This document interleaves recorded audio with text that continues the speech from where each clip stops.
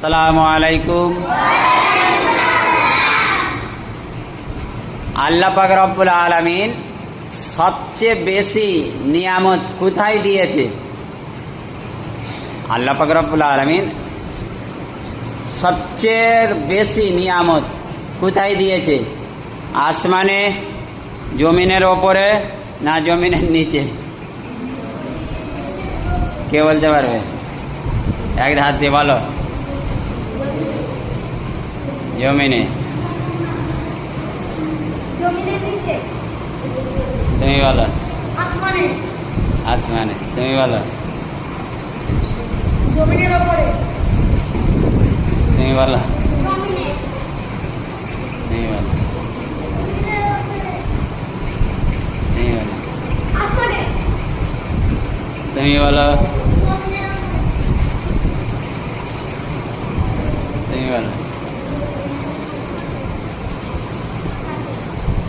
আকাশে। তুমি বলো। আসমানে। আল্লাহ পাক রব্বুল আলামিন সবচেয়ে বেশি নিয়ামত দিয়েছে জমিনের নিচে। কোথায়?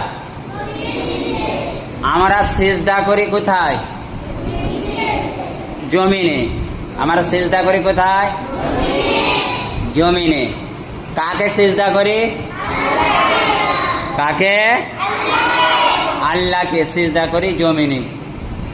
আর এই জমিনের নিচেই আল্লাহ পাক রব্বুল আলামিন সবচেয়ে বেশি নিয়ামত দিয়েছে। সোনা দানা, হীরা মুক্ত, কি বলে, তেল, যত দামি দামি খনি আছে আল্লাহ পাক রব্বুল আলামিন কোথায় দিয়েছে? আমরা যে যত রকম খাবার খাই এটা কোথায়? আসমান দিয়ে পড়ে? আমরা ভাত খাই তো, এই ভাত কি, চাল কি আসমান দিয়ে পড়ে?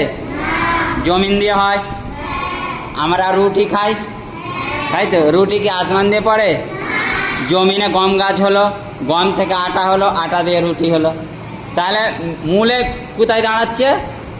সব জমিন। জমিন থেকে আল্লাহ পাক রব্বুল আলামিন আমাদের সকলকে নিয়ামত দেয়। বুঝতে পেরেছো? ওই জন্য আমরা সব সময় মাথা নত করে নামাজের মাধ্যমে আল্লাহকে সিজদা করে আল্লাহর শুকর আদায় করবো তো ইনশাল্লাহ।